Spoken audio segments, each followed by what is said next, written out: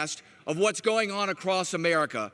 Folks, America's best days are still to come, and we continue to be the greatest nation the world has ever known. May God continue to bless our great United States of America. Gentleman yields back. The gentleman from Texas reserves. Gentleman from Maryland is recognized. Mr. Chairman, now I would like to yield to the distinguished gentleman from Texas, Mr. Green. Gentleman from 30 seconds. Gentleman from Texas is recognized for 30 seconds. Thank you, Mr. Speaker. Mr. Speaker, the American people want to know that their government will be there for them. They want to know that their tax dollars will pay dividends for them. They want to know that we will promote the general welfare as extolled in the preamble to the Constitution. They want to know that we will not allow the perfect to become the enemy of the good. This is not a perfect bill. It is a good bill. I will support it. The American people need certainty. They want to know that we will be there for them. Gentleman yields back. Gentleman from Maryland reserves. Gentleman from Texas is recognized. Thank you, Mr. Speaker. Please yield 1 minute. The gentleman from Kansas, Mr. Watkins. Gentleman from Kansas is recognized for 1 minute. Thank you, Mr. Speaker. I rise on behalf of the good people of eastern Kansas. The war analogy has been thrown around a lot these days. And as a man who's been to war and spent many years there, I can tell you that's not altogether inaccurate. In both cases, people are frightened. In both cases, people die. And in both cases, people discover what it is they're made of. And when war, just like now, people need to come together. This bill is an example of having done just that. It's not perfect, but it's what we've got. It's got my vote. I'd urge my colleagues to do the same. I yield my time. Gentleman yields back. Gentleman from Texas reserves. Gentleman from Maryland is recognized. Well, I think probably we're going to have to ring the bells. Gentleman from Maryland is recognized. Thank you, Mr. Chairman. I would now like to yield to a senior member of the House and a cardinal from Florida, Debbie Wasserman Schultz, for 1 minute. The gentlelady from Florida is recognized for 1 minute. Thank you, Mr. Speaker. As a proud Floridian, I rise to protect our workers, health professionals, small businesses, and veterans from this grave crisis we face. Senate Republicans drafted a corporate-friendly bill that failed to meaningfully support the millions who are losing their jobs. Instead, Democrats secured a package that invests $2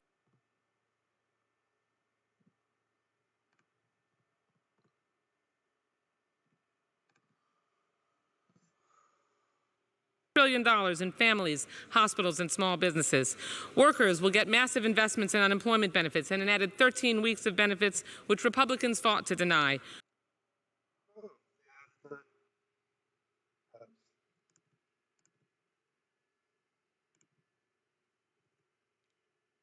Working-class families will get as much as $3,400 for a family of 4. Small businesses will get help to make payroll, rent, and utility costs.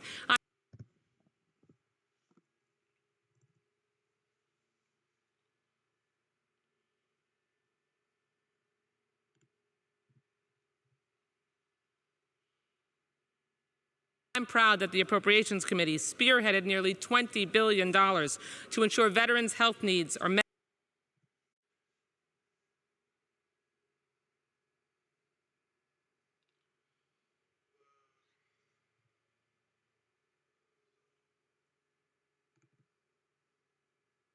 Whether at the VA or local ERs and clinics. Appropriators have also worked to ensure our VAs can assist our local communities if they reach full capacity. This package is not perfect and more help will be needed, but our families, small businesses, and hospitals need this help desperately. I ask my colleagues to give them this lifeline against this invisible enemy.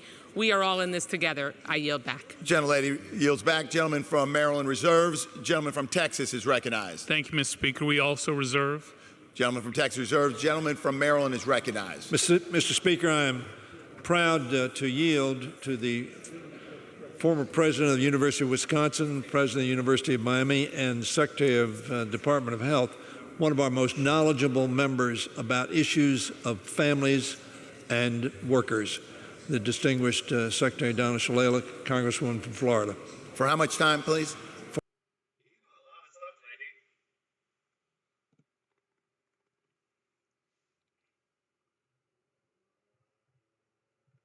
For 1 minute.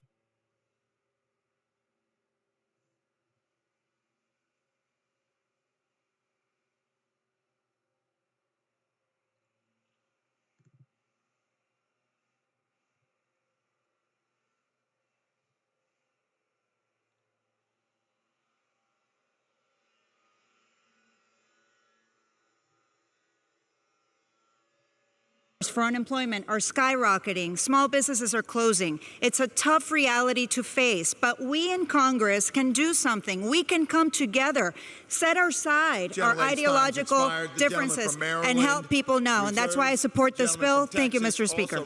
Gentleman from Maryland is recognized.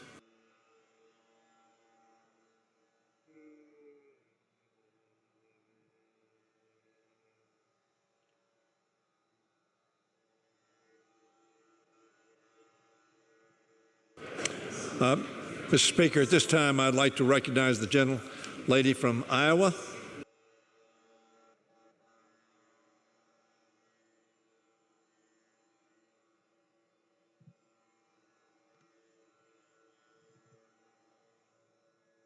Ms. Abby Finkenauer for 30 seconds. I'll give her time.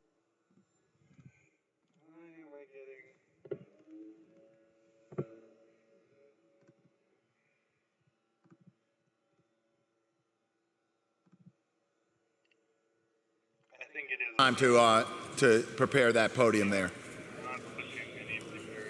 Gentlelady from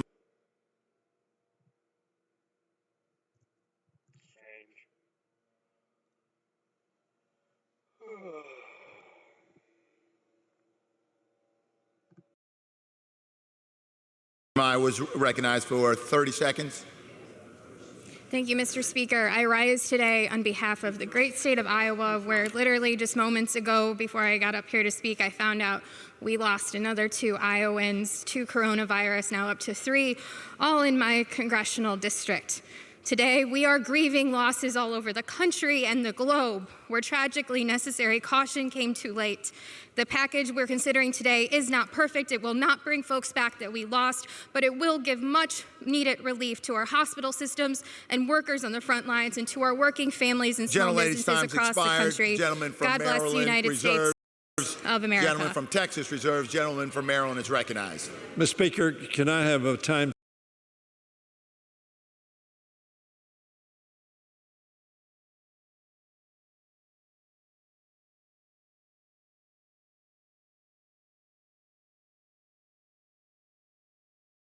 Check.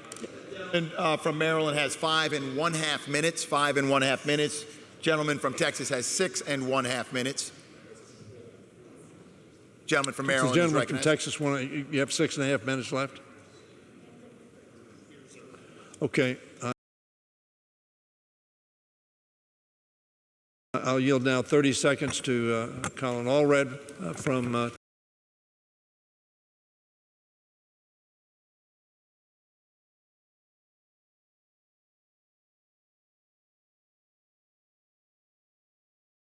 Texas. Gentleman from Texas is recognized for 30 seconds.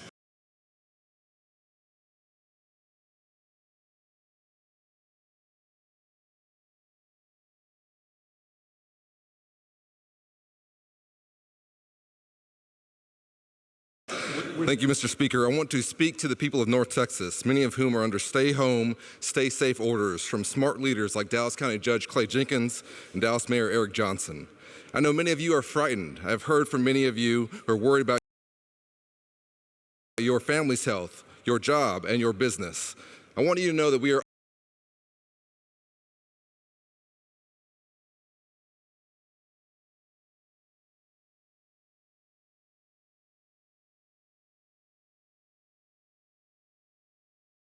on your side. We are with you. We will not let this great country fail, and we will defeat this virus in a way that leaves no one behind.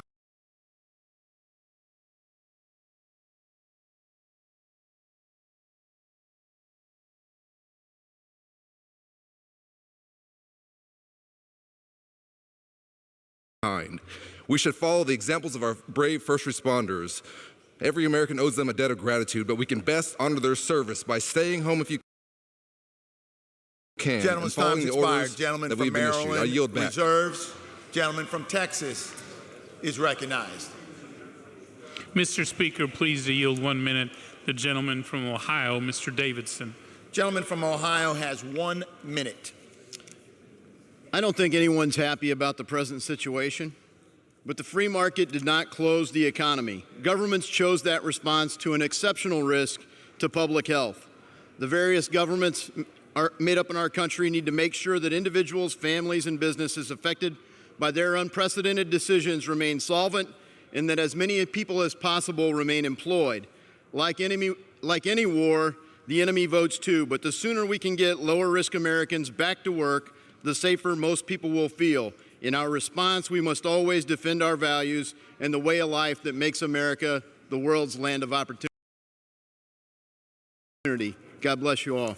Gentleman yields. Gentleman from Texas reserves. The gentleman from Maryland is recognized. Mr. Speaker, I yield 30 seconds to Mr. Chuy Garcia of Chicago. Gentleman from Illinois is recognized for 30 seconds. Thank you, Mr.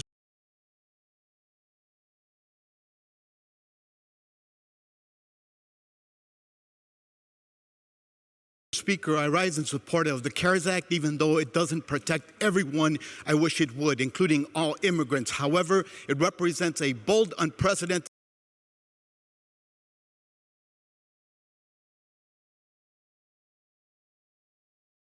step in protecting workers and bolstering our health care system and in stabilizing our economy, especially our small businesses. That's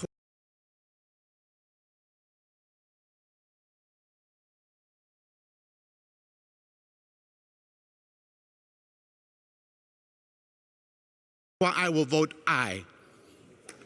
I yield back. The gentleman yields back. The gentleman from Maryland reserves. The gentleman from Texas reserves. The gentleman from Maryland is recognized. I now yield to the gentlelady from Pennsylvania, Madeleine Dean, for 30 seconds.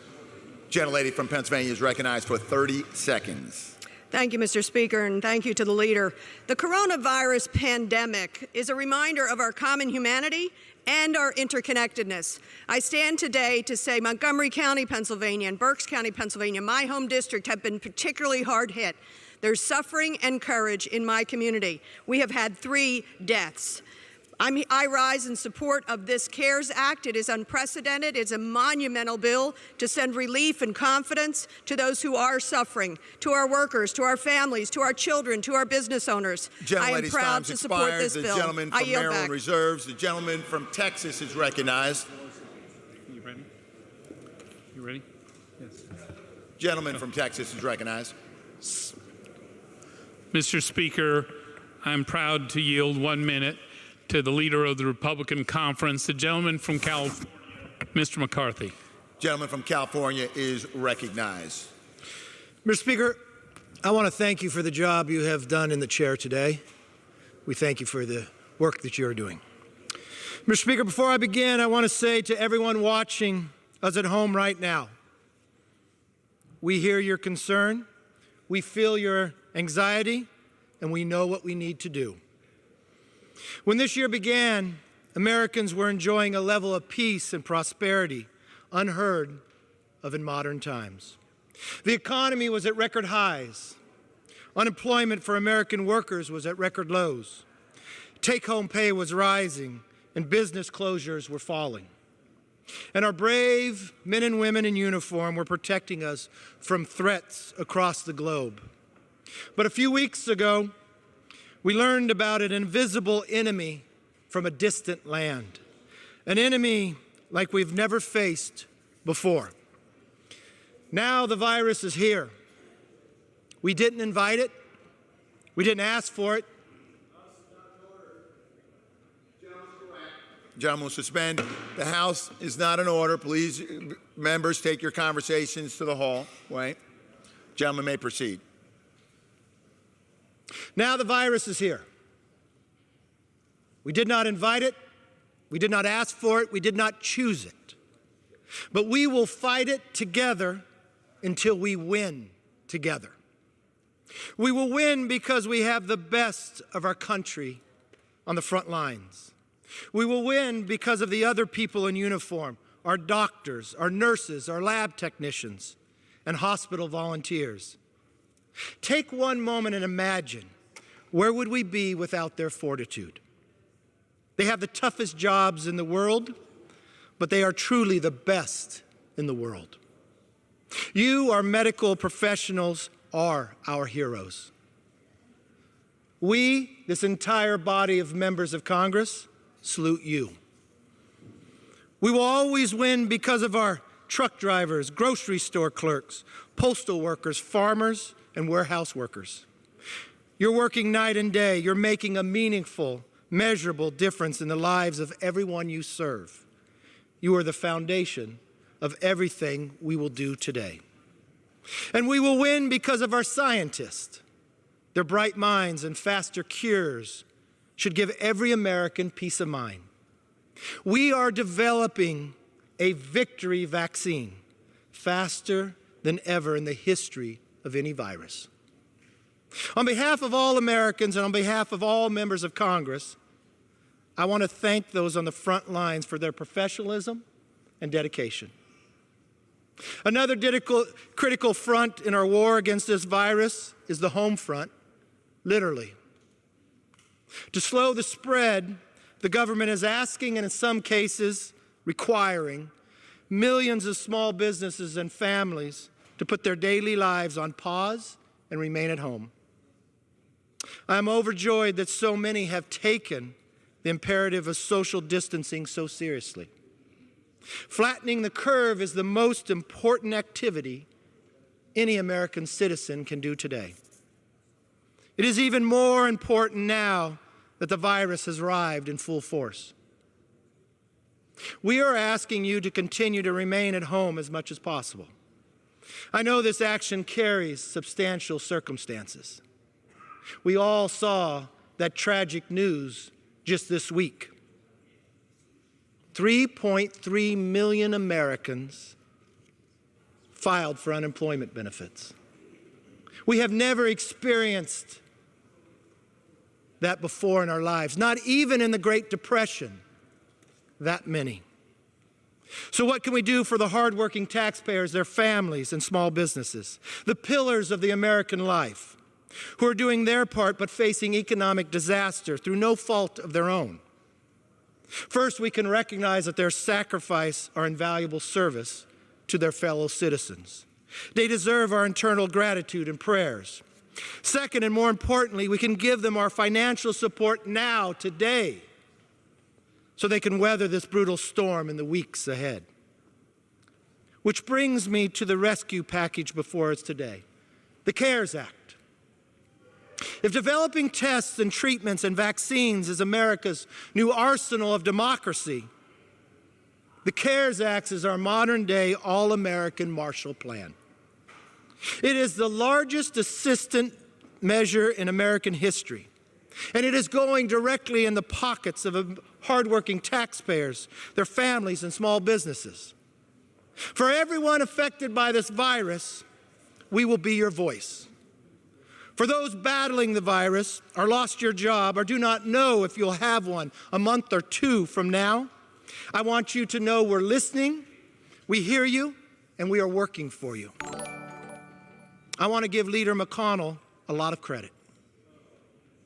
From the beginning, he was committed to a bottom-up, bipartisan, and bicameral process.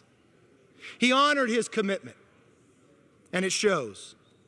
The Senate passed this bill by a unanimous vote. Every Republican, every Democrat. It is bold, truly bipartisan, and targeted to achieve the mission at hand. Our top priority is to keep Americans at work. So we aim the efforts to keep Americans employed through two measures. For small businesses and nonprofits, the bill provides 100% federally guaranteed loans for 8 weeks. If that loan is used to pay your employees, or pay your rent, or pay your utilities, it's no longer a loan, it's a grant, because we know what government has asked you to do. Other business gets a retention credit to keep employees on. If, unfortunately, American workers find themselves out of work, this bill offers an additional 13 weeks of unemployment insurance and dramatically expands eligibility. It also makes benefits more generous by adding another $600 across-the-board payment through the end of July. The CARES Act also expands unemployment insurance to cover gig workers and self-employed and nonprofit employees. Additionally, for American families that might need a little extra support, You will start receiving and seeing those checks in 3 weeks. You won't have to wait for months for financial help. Payments will be as much as $1,200 for an individual taxpayer and $500 per child. Finally, this legislation provides critical resources to American healthcare workers and hospitals. Over $140 billion in appropriations to support our health systems. We don't just talk about our respect for the medical heroes among us. We are going to give them the equipment to save lives and the tools they need to protect themselves. The reason for this legislation is to protect American workers, protect American jobs, and protect hardworking American taxpayers.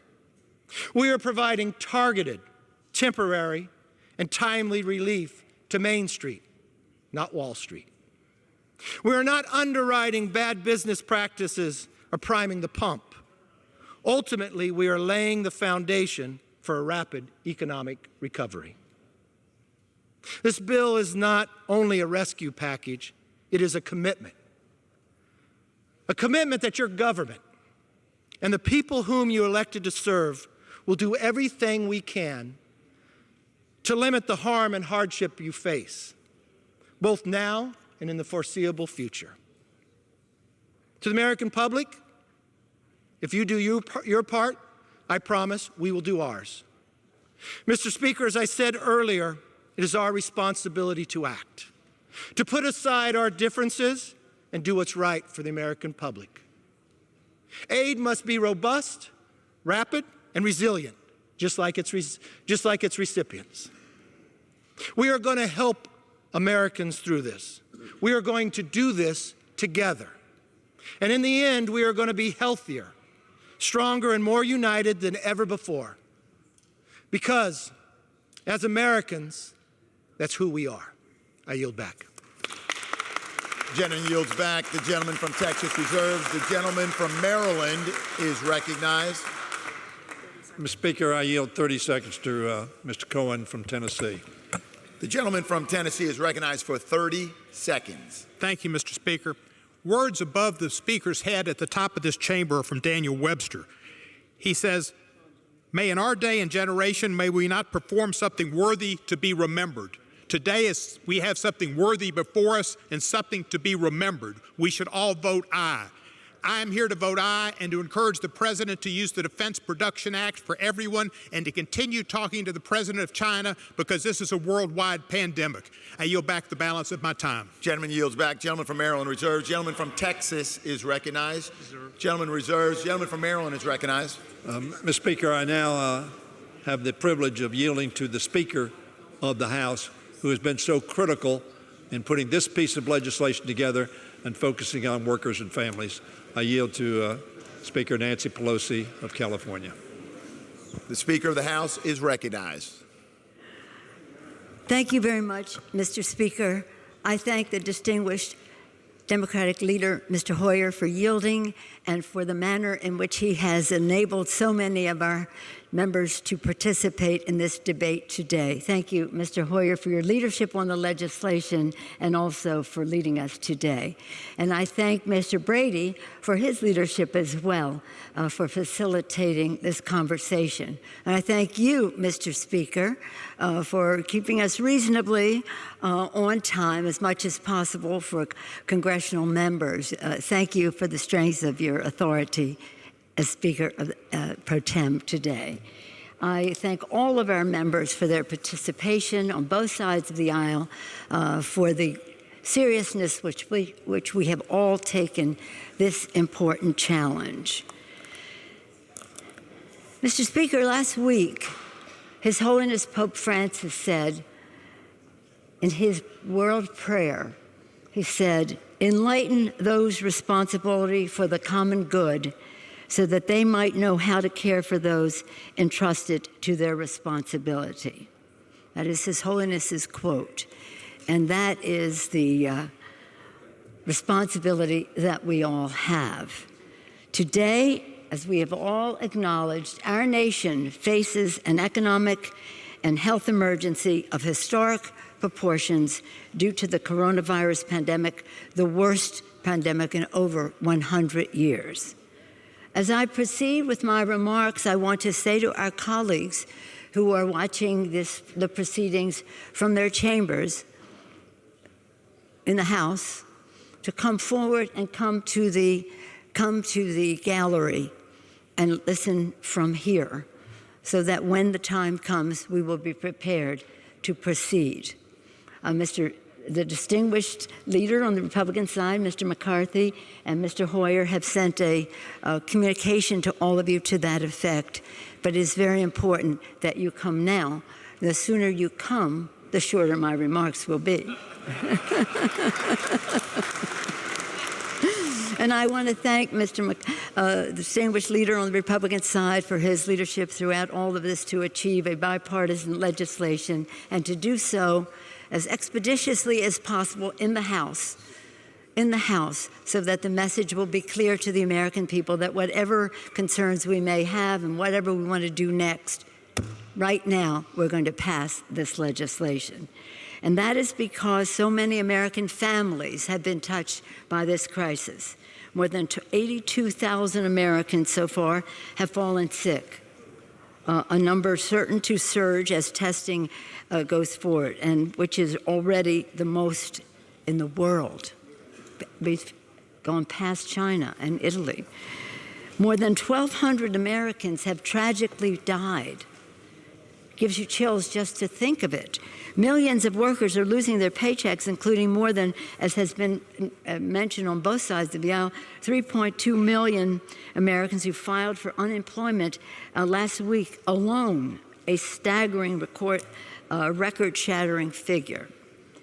Countless healthcare workers, first responders, and others fighting on the front lines in this crisis are at great personal risk. The American people deserve a government-wide, visionary, evidence-based response to address these threats to their lives and their livelihood, and they need it now. Again, I acknowledge the bipartisanship on which we bring this legislation to the floor. Late Wednesday night, as the leader acknowledged, the Senate unanimously passed legislation which transformed, in our view, since you acknowledged Leader McConnell, I will acknowledge our distinguished chairman on our side, which they transformed a Republican corporate focus bill into a Democratic workers first focus. And we salute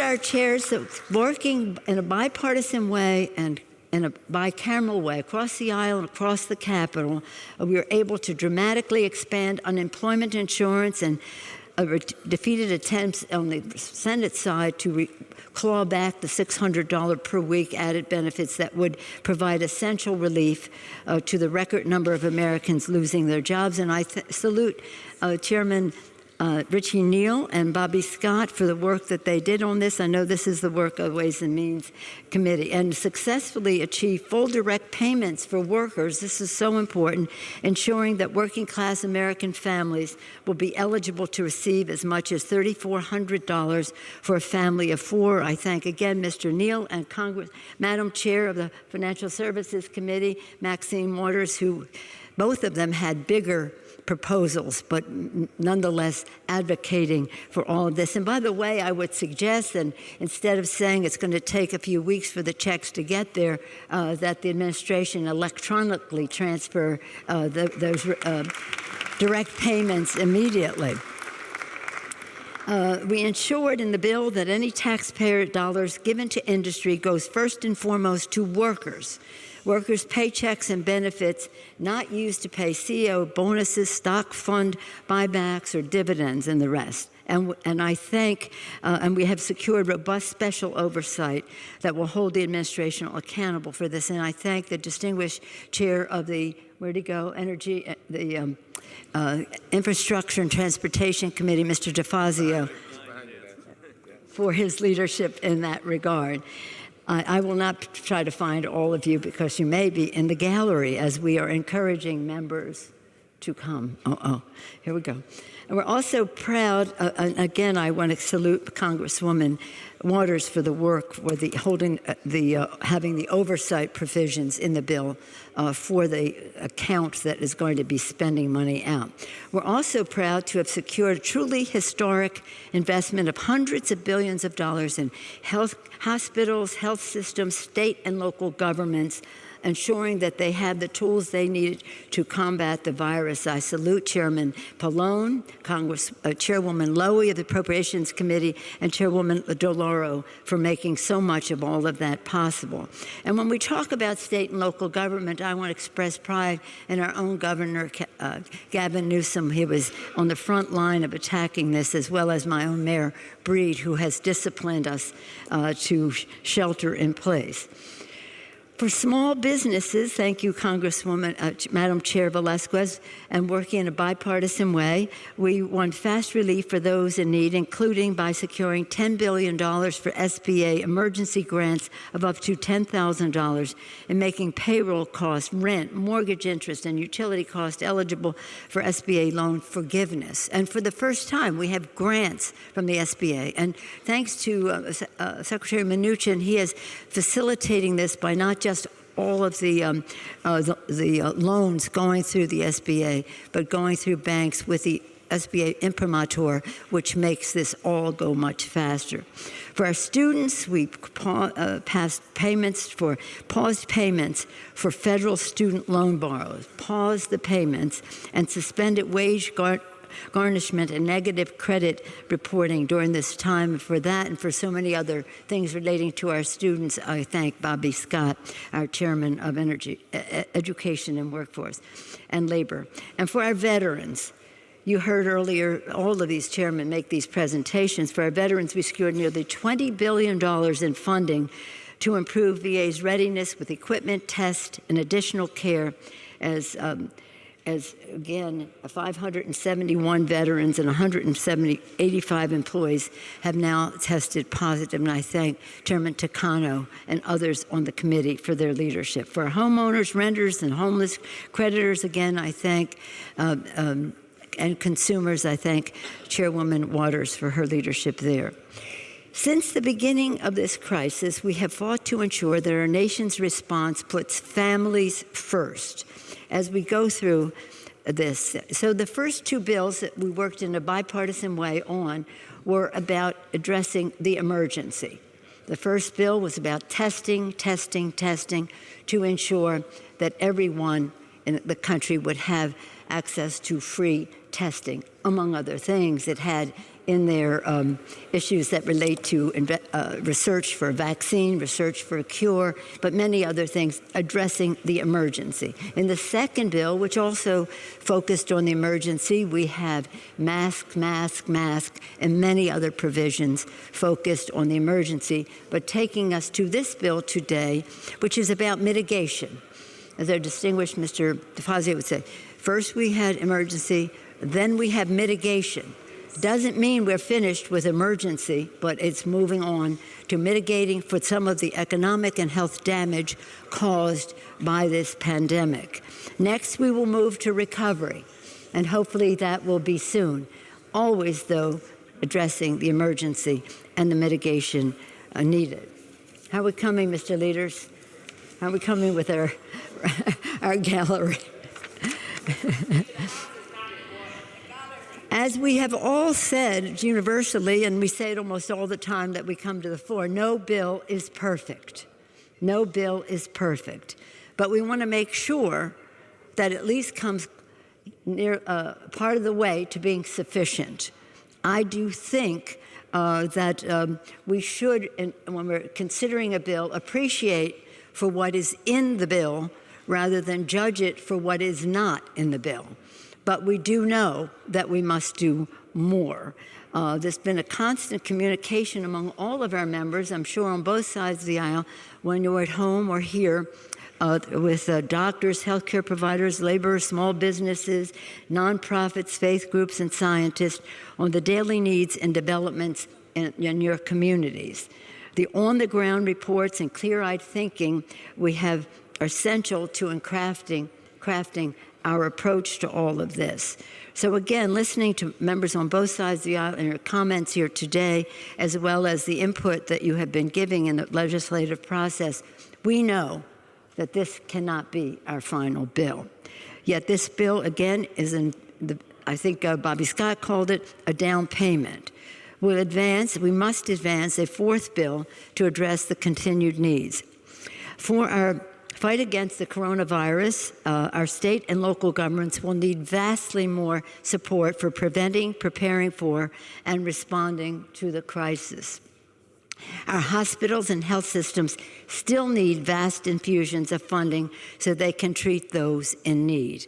We must do more. For our healthcare workers, and this has been a current theme on both sides of the aisle, our gratitude for our healthcare workers. They are our heroes. We're thankful and grateful to them. We pray for them. But we need to do more for them than just to say those words. Our frontline healthcare workers, and whether emergency needs, our firefighters, our law enforcement, face a dire lack of medical and personal protective equipment. PPE, personal protective equipment. That's the reference that when you see PPE, that's what it is. We must ensure that the President uses the Defense Production Act to its full extent to provide the tools that we need to combat this crisis. All workers are risking their lives on the front lines of this fight and need stronger OSHA protections to keep them safe. Thank you, Mr. Scott. This week, for example, and you probably all have examples. This week, we learned of the tragic death of Caius Kelly, a nurse manager in New York who died in the line of duty from coronavirus. He and his fellow nurses risked their lives without proper protective equipment because the hospital supply simply did not have enough. Nurses were given a single plastic protective gown to use for an entire shift, when protocol called for a change of gowns between interactions with patients. Other nurses were forced to resort to tying bandanas over their faces in place of proper equipment. And still others even began tying plastic garbage bags around disposable scrubs that they were given in place of proper scrubs for extra protection. As Mr. Kelly's sister said, his death could have been prevented. I'm angry. He was healthy. And now our nurses, doctors, healthcare workers, and first responders need action. We have to make sure they know that help is not only on the way, but it is a priority for all of us. These people risk their lives trying to save other people's lives, and then they take home what they interacted with in an infected environment, take home. This is just asking far too much. Our families, our workers, our retirees still need more money in their pockets to protect their income security with increased SNAP. One thing we couldn't get in the bill was the 15% increase in food stamps for our children, for our seniors, for those who qualify. Bigger direct payments. I hope that we'll be in agreement. I know that Richie and Maxine had the idea of ongoing direct payments, so bigger direct payments. Pension protections. We had a protection in the legislation. It was supported by everyone. The President of the United States supported it, but Senator McConnell said he would save it for the next bill. So that's why I'm mentioning it, for the next bill. And then we need more expanded family and medical leave. Let me give you an example. Come on, my colleagues, to the gallery. Let me give you an example. If your parent is sick but had ongoing caregiver in the home or went to a senior health center on a daily basis, and because of the virus, that caregiver couldn't come or that health center was closed, you would be able to take family and medical leave. However, as in the case of many members here, if your mom or your dad are healthy and they contract the coronavirus, you would not be able to take family and medical leave. What we would like that to say is for those who cannot care for themselves, it just doesn't make any sense in my view. So in any case, we need that, and without exception. And all Americans need free coronavirus treatment so they don't have to fear the high cost of a hospital stay and others. When we said that the tests were free, it didn't mean that the test is free, but your visit to the doctor is not. And so in the days and weeks to come, Democrats will continue to advance legislation to meet the urgent needs of all affected by the coronavirus. And I keep saying the coronavirus because in this bill, people say, well, how come we didn't do this or that? Because this is specific to the coronavirus challenge that we have. I just want to say a word about our children as I close. So many of our children, I want them, if they're paying attention, distinguished Congresswoman Brooks mentioned the children. We're so sad for them that they cannot be fully engaged in school as they were. Some have access to remote learning and the rest. And this has had a deep impact on American life as it affects our children as well. When I see that some graduations have been canceled, and hopefully not so many more if we can get through this. And I've been, as a mother of 5, grandmother of 9, personally, but officially in my leadership role, I have seen hundreds of thousands of graduates.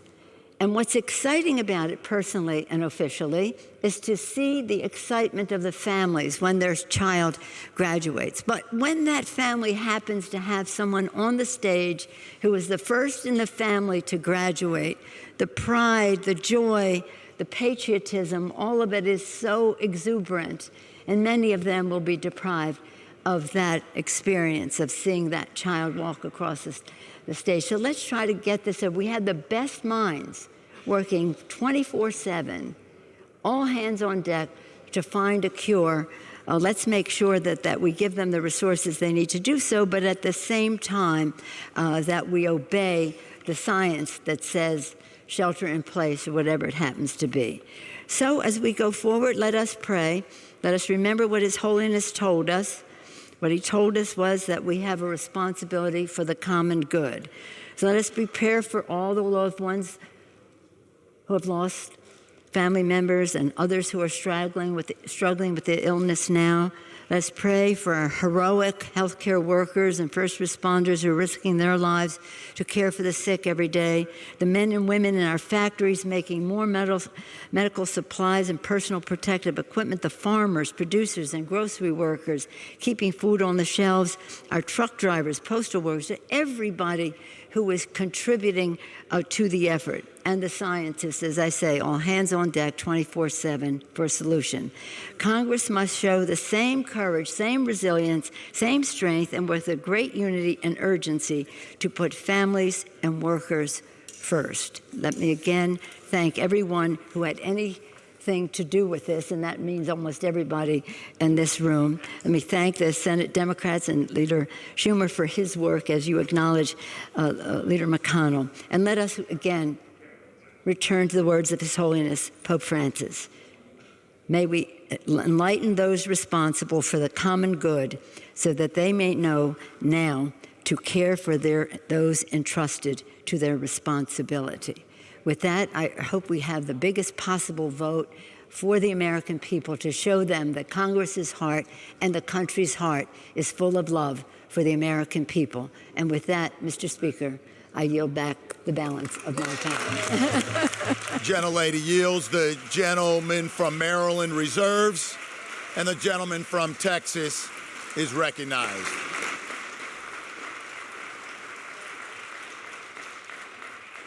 Gentleman from Texas is recognized. Thank you, Mr. Speaker. I have no other speakers and prepared to close. Gentleman is recognized. Thank you. I yield myself as much time as I may consume.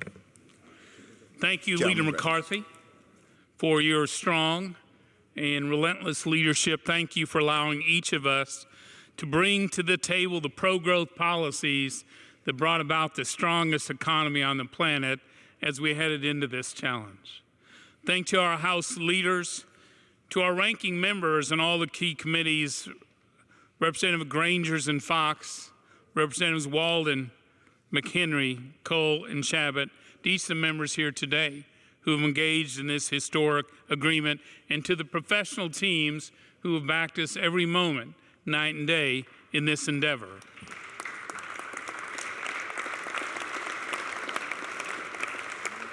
I want to thank our Democratic colleagues for working with us on this bipartisan bill, to our Republican colleagues in the Senate. I especially want to thank Secretary Mnuchin, the point man for President Trump on these negotiations, as well as all of the cabinet, the White House economic team.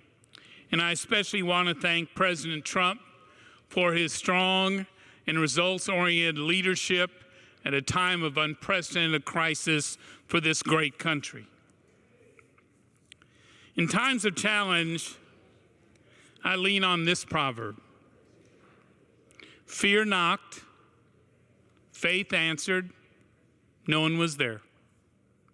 Coronavirus has knocked at America's door, and with it, fear. Faith is answering. We answer with faith in ourselves and our abilities, faith in our free enterprise system, faith in our amazing healthcare system, and yes, faith that when the chips are down, Congress can come together with our president to help hardworking families and businesses when they need it most. We answer that door at this crucial moment with faith in our Creator and faith in our great American spirit. This is the challenge of a lifetime. But if we keep pulling together, if we pass this bill today without delay, we take another step toward that day when we answer the door and fear is no longer there. On behalf of President Trump and the Republican Congress, we urge support for this bill, and I yield back. Gentleman from Texas yields back the balance of his time. The gentleman from Maryland is recognized. Mr. Speaker, as has been said so many times on this floor, America has faced many threats, some in the nature of attack by enemies, some in the nature of natural disasters, whether they be hurricanes or tornadoes or floods. And Americans have responded and overcome those threats. We now have a threat, as some have mentioned, that is unseen, but has a great effect, and is having a great effect today as we debate this bill in America. And today we will vote not as Democrats or Republicans, but we will vote as Americans who have been sent here to represent our country and our people, to promote the general welfare. Certainly the general welfare has been put at risk by this virus. We have in a very short time passed 3 major pieces of legislation, 2 that generated in this House, 1 generated in the Senate. And we will pass this bill today. I want to thank the Majority Leader. Excuse me, the Minority Leader. I'm the Majority Leader, right? Distinguished Congresswoman Brooks mentioned the children. We're so sad for them that they cannot be fully engaged You can't in have school it. as they were. Some of that We'll pass this bill today. And while we enjoy a little levity, we understand the gravity of this situation. Distinguished Congresswoman Brooks mentioned People will die today as a result of this virus. And we have come together as Democrats and Republicans from every region of this country to respond in a way sufficient for the challenge. And we know we'll need to do more. But this day, let us hope that, like the United States Senate, we come together, each and every one of us, not for partisan advantage, but for the advantage and defense of our people. But this day, let us hope that, like America has been blessed, each and every one, by God and by our people. Let us respond this hour to their need in their defense, so that America will go forward stronger and better and more ready to face future challenges. Mr. Speaker, I yield back the balance of my time. The gentleman yields back the balance of his time. All time for debate has expired. Pursuant to House Resolution 911, the previous question is ordered on the motion. The question is on adoption of the motion. Those in favor say aye. Aye. Those opposed say no. The ayes have it. Mr. Speaker. For what purposes, gentlemen, seek recognition? Mr. Speaker, I came here to make sure our republic doesn't die by unanimous consent in an empty chamber, and I request a recorded vote. A recorded vote is requested. Those favoring a recorded vote will rise and remain standing until counted. An insufficient number having risen, a recorded vote is refused. Mr. Speaker. Is the gentleman recognized? I object on the basis that a quorum is not present and make a point of order that a quorum is not present. The chair will count for a quorum. Counted for a quorum is present. The motion is adopted. Without objection, a motion to reconsider is laid upon the table. Pursuant to Section 7B of House Resolution 891, the House stands adjourned until 3 p.m. on Tuesday, March 31st, 2020.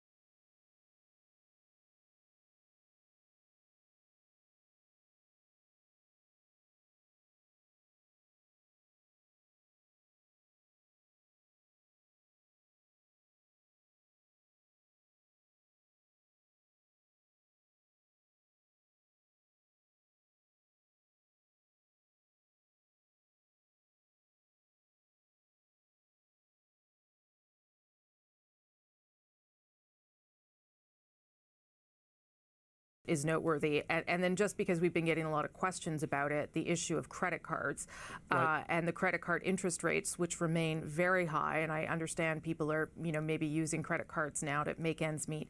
The finance minister saying he continues to negotiate with banks over the past week. So we didn't have anything specific to say on that front today, David. But this is an interesting point, Rosie, because we did get that lovely statement from the Canadian Bankers Association a week or so ago saying they would be there to help Canadians. And we did get the same assurances from Bill Morneau when him and Stephen Polaz and the Superintendent of Financial Institutions had their news conference 2 Fridays ago saying the banks would be helpful and cooperative. There's a lot of anecdotal stories and individual people coming out saying my bank isn't being so helpful, my bank isn't being so cooperative. The federal government to this point has been asking the banks to help. If the critical mass of these problems starts stacking up too high, it may get to the point where the federal government starts telling the banks what they have to do. Because you can't have every instrument of monetary policy from the Bank of Canada and every fiscal instrument from spending capacity from the Government of Canada working in one direction. Many of these measures designed to keep the banks with cash and to keep them running and not have the banks necessarily living up to the spirit and the intent of what Canadian expectations are in this unprecedented time. The goodwill, I think, will evaporate fairly quickly for banks if that doesn't change quickly. David Cochran, thank you so much for your coverage throughout this special. We'll see you on the National tonight. My thanks as well to Vashi Capellas. You can catch her on Power and Politics tonight at 5 Eastern. Let me just leave you with one thought. Quebec today confirming 10 more deaths overnight.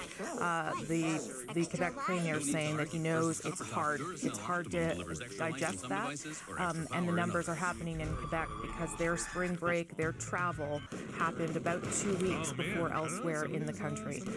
So I'll leave you with that thought. And one more, that the BC Health Officer, Dr. Bonnie Henry, will bring you that information later, but she says there are some hopeful signs in British Columbia. I'll leave you on a positive note as we bring you to Nova Scotia, where officials are providing an update on COVID-19 cases. My colleague, there are 17 new cases in that province, and I will sign off from here. I'm Rosemary Barton. Jennifer Hall picks up our coverage here on CBC News Network. We'll see you again tomorrow. That is inappropriate.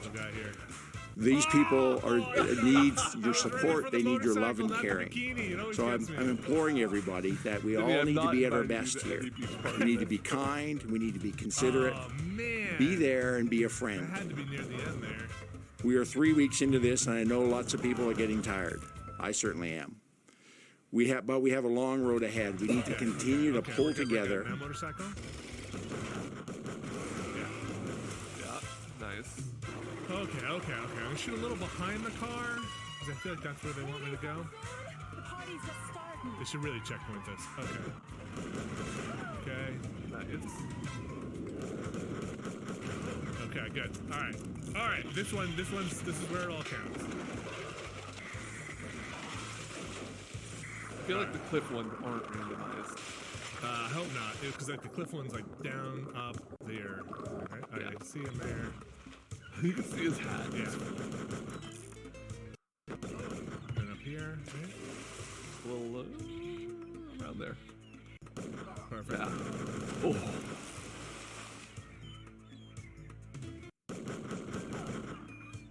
Okay. Woo! Hey! It was that last one we missed it on. Okay. This way? Oh, right. This. Okay.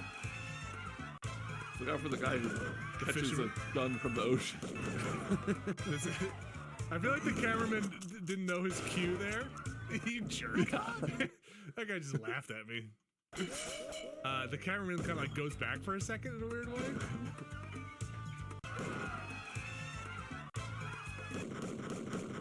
As I shoot in the pole. That shouldn't count. That's like not a chance. There's some kind of like pole collision detection. All right, that guy's bad. But we go back for a second. Yeah. They're bad.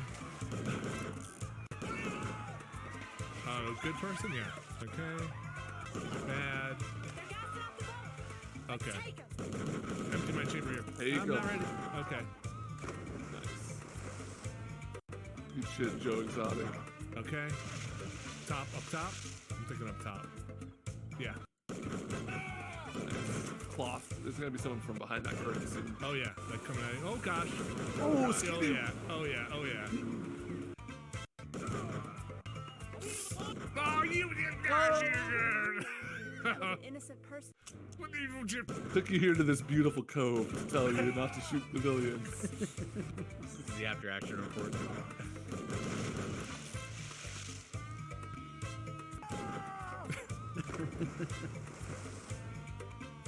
You're bad? Okay, I'll assume. I know the good guy pops out of that window.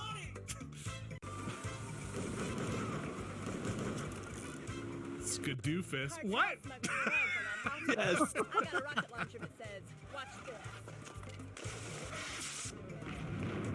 Hey, they blew it up. Wow. They did blow it up.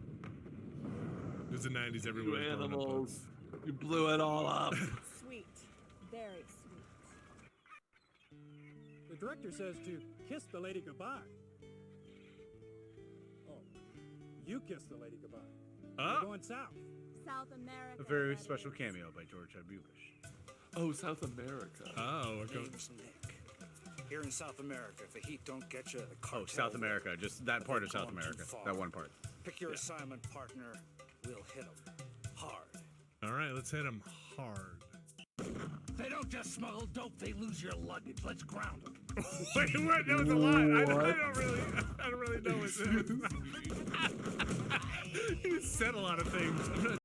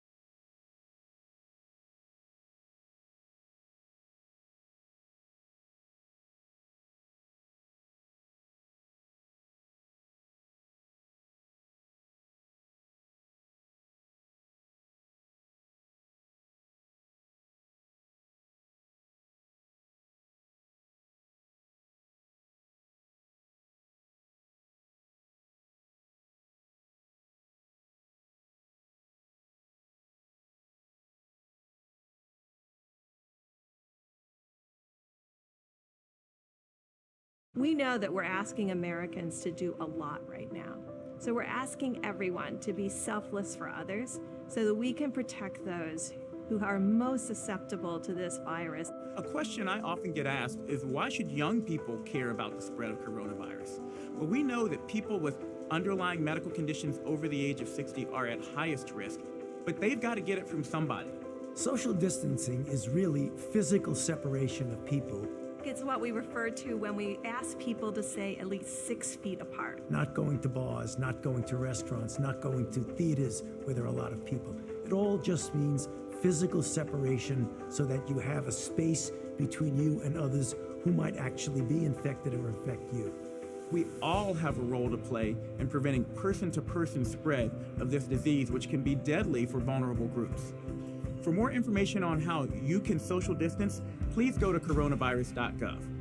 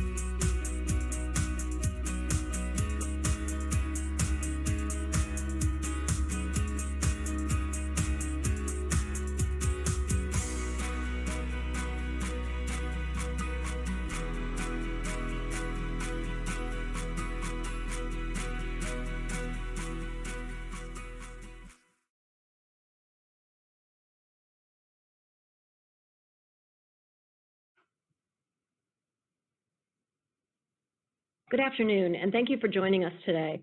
My name is Diane Hall, and I'm a senior scientist in the CDC Director's Policy and Strategy Office. I also serve as CDC's point of contact and coordinator for our rural health work. As part of our work on this response, we've been in regular communication with federal partners such as the Federal Office of Rural Health Policy, USDA's National Institute of Food and Agriculture, and the VA Office of Rural Health, as well as non-governmental partners such as the National Rural Health Association and the Rural Health Information Hub. We've had tremendous interest in this briefing, and we've received many questions ahead of time. Please note, if the question is not within CDC's purview, we have shared it with the relevant agency, and we will continue to do so. Also note that CMS launched a website on Medicaid.gov, which includes some new checklists to make it easier for states to receive federal waivers and implement flexibilities in their programs. If you search Medicaid COVID-19, you should be able to find it. And if you have additional questions, you may continue to send them to ruralhealth@cdc.gov. I'd like to thank Scott Miller and my CDC colleagues working on the coronavirus response for putting this briefing together. I would also like to thank CDC's Captain Margot Riggs and the Federal Office of Rural Health Policy for their assistance in curating questions and assisting with talking points. And thank you to our partners who helped disseminate the invitation. And I would like to welcome Health and Human Services Deputy Secretary Eric Hargan. Hopefully he's on the line.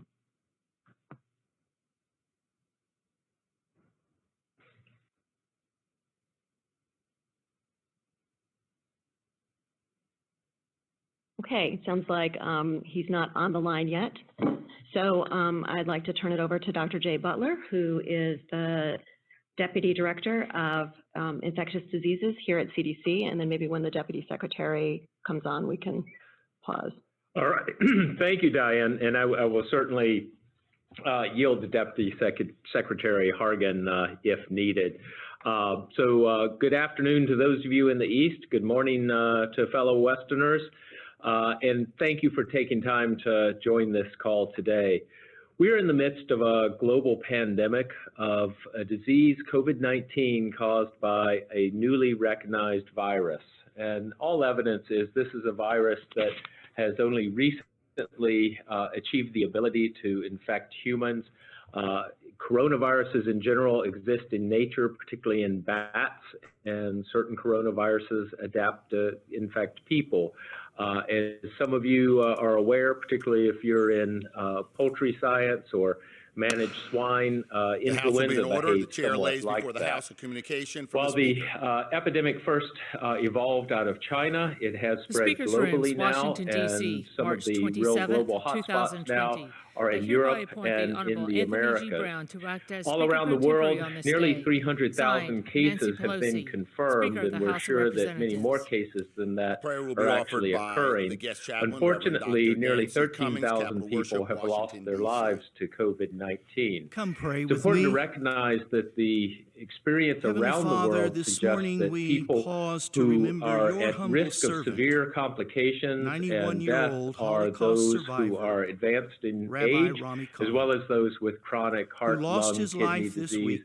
as well as those with And just diabetes. 2 months ago, However, I want at to this stress very dais, that younger as a people guest also chaplain may marked have more his severe 75th disease. And while anniversary the overall mortality may of be his very low Auschwitz among younger liberation, people, the impact may can his still memory be significant. be a blessing.